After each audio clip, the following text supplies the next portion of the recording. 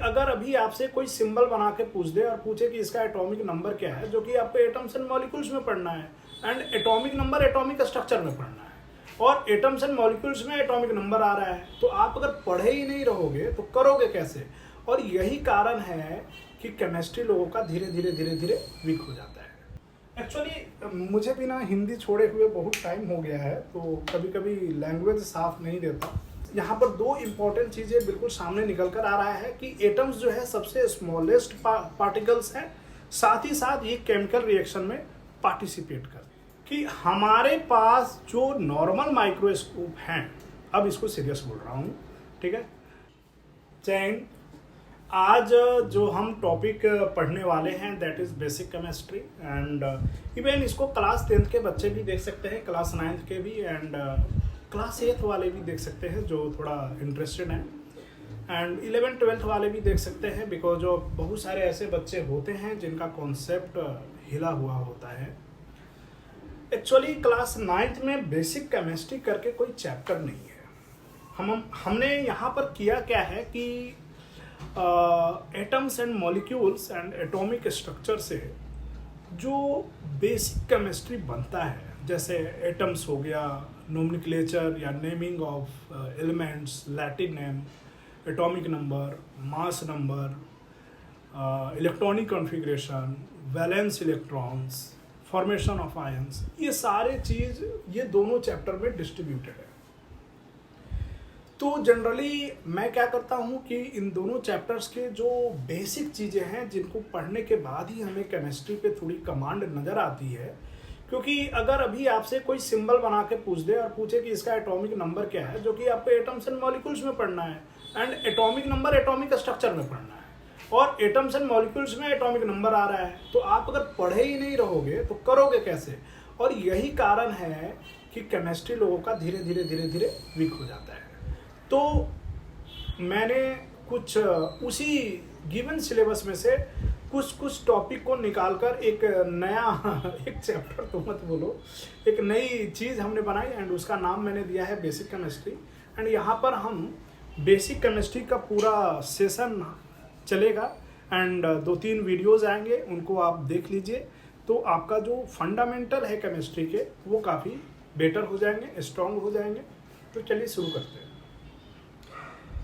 Ancient India में जो हमारे यहाँ ऋषि महर्षि का बहुत योगदान रहा है, बहुत सारी चीज़ों में, आयुर्वेद से लेकर बहुत सारे, इवन ग्रेविटेशन वगैरह, एंड मेडिकल में भी काफ़ी सारे योगदान रहे हैं। वैसे ही एक ऋषि महर्षि थे, नाम था कनद। कनद ऋषि ने ये बताया था कि कोई भी पदार्थ यानी मैटर, किसी भी मैटर का जो सबसे छोटा वाला पार्ट होता है उसको हम अणु बोलते हैं। हिंदी में अणु बोलते हैं, एंड इंग्लिश में हम एटम बोलते हैं। यानी कि ये जो एटम है, एटम का कॉन्सेप्ट हमारे इंडिया में हमारे ऋषि महर्षि ने बहुत पहले ही दे दिया था, एंड उन्होंने इसका नाम अणु बोला था। इसे अणु आई थिंक मॉलिक्यूल्स को बोलते हैं। I am slightly wrong, it is परमाणु। तभी तो हम परमाणु बम बोलते हैं, अणु बम नहीं बोलते, परमाणु। एक्चुअली मुझे भी ना हिंदी छोड़े हुए बहुत टाइम हो गया है, तो कभी कभी लैंग्वेज साफ नहीं देता। तो खैर, तो उन्होंने उस छोटे पार्टिकल्स को अणु का नाम परमाणु का नाम दिया। ये बस एक इन्फॉर्मेशन के लिए आपको वो बता रहा हूँ। कभी कभी MCQ वगैरह में आपसे पूछा जाएगा कि महर्षि जो एंशिएंट इंडिया के जो साइंटिस्ट थे जिन्होंने एटम को डिस्कवर किया था, नोन एज परमाणु, उनका नाम क्या है। तो कनद ऋषि हम उसका सही आंसर करते हैं। दूसरे पॉइंट पे आते हैं। ये तो हो गया प्राचीन काल में, पुराने समय में। जो हमारा मॉडर्न साइंस है, मॉडर्न साइंस में एटम को डिस्कवर करने का जो श्रेय है, जो उसे हम जॉन डाल्टन को देते हैं। जॉन डाल्टन, उन्होंने एटम्स के बारे में काफ़ी सारी चीज़ें बताई। आप क्लास 9th में ही पोस्टुलेट्स पढ़ोगे डाल्टन से, जिन्होंने एटम के बारे में कुछ चीज़ें कही थी। खैर, वो सारी अभी हमारे टॉपिक में नहीं है। हम आज के टॉपिक में केवल एटम को देखने वाले हैं कि एटम है क्या। तो जैसे हम कोई घर बनाते हैं ना, तो कोई भी बिल्डिंग हम बना रहे हैं, कोई भी इंफ्रास्ट्रक्चर है, तो वहाँ पर जो ब्रिक्स होते हैं वो एक यूनिट होते हैं और सारा घर हमारा ब्रिक्स से बनता है।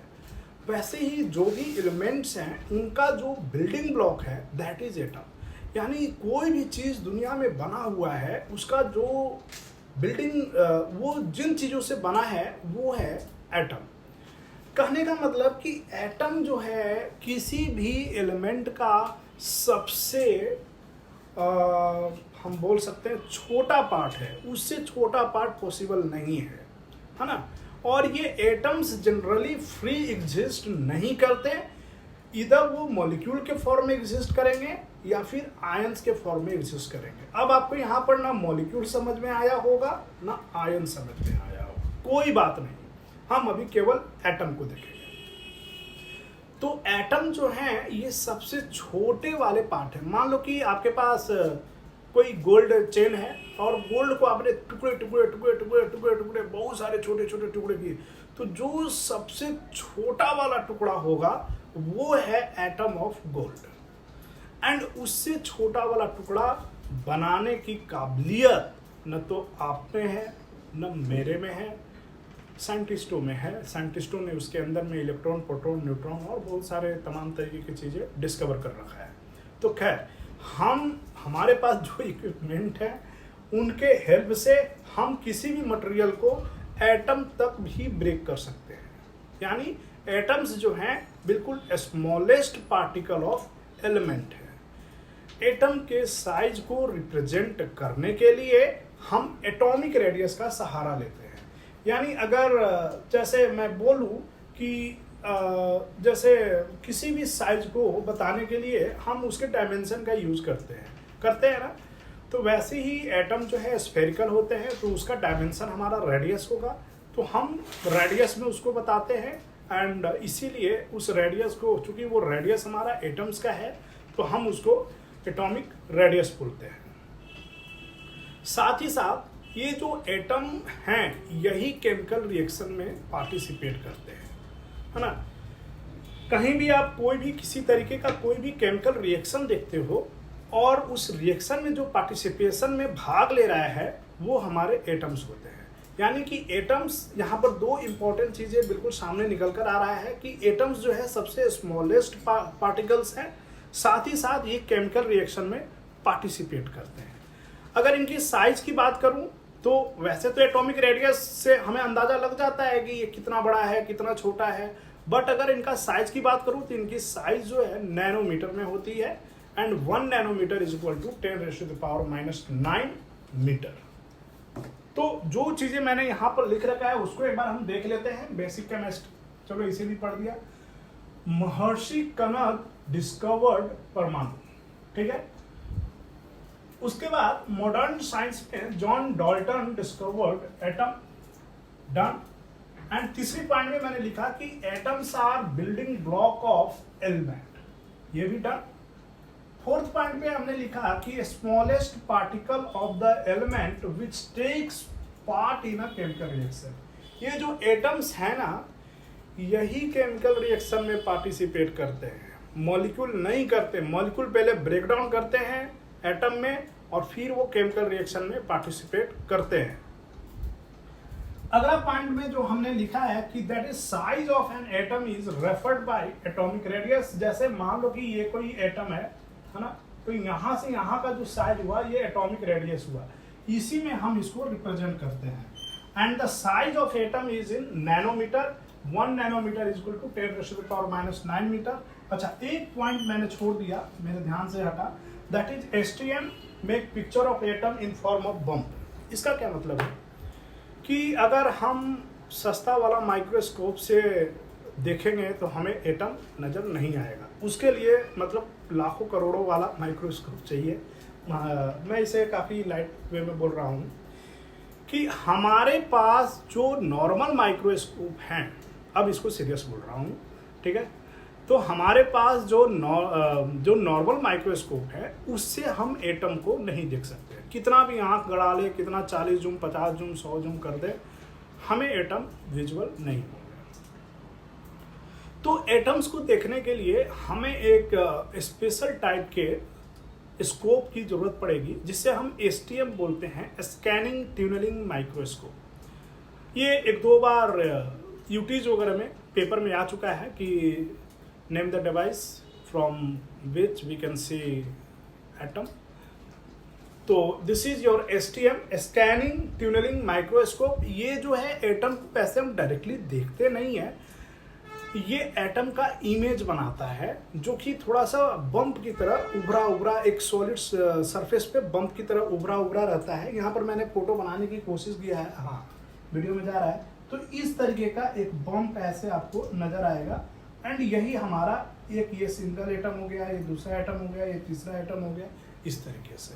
ठीक है, तो आज की क्लास में यहीं पे रखूंगा। आज की क्लास में हमने क्या पढ़ा कि एटम्स के बारे में केवल 2-3 चीजें कंक्लूड कर लेते हैं कि ये सबसे छोटा पार्टिकल्स है, ये केमिकल रिएक्शन में पार्टिसिपेट करता है, इसके साइज को एटॉमिक रेडियस से रेफर्ड किया जाता है, इसका साइज जनरली जो है नैनोमीटर में होता है, और इसको हम जनरल नॉर्मल माइक्रोस्कोप से नहीं देख सकते। इसके लिए हमें एसटीएम की जरूरत पड़ेगी, और इसकी डिस्कवरी डाल्टन ने किया था।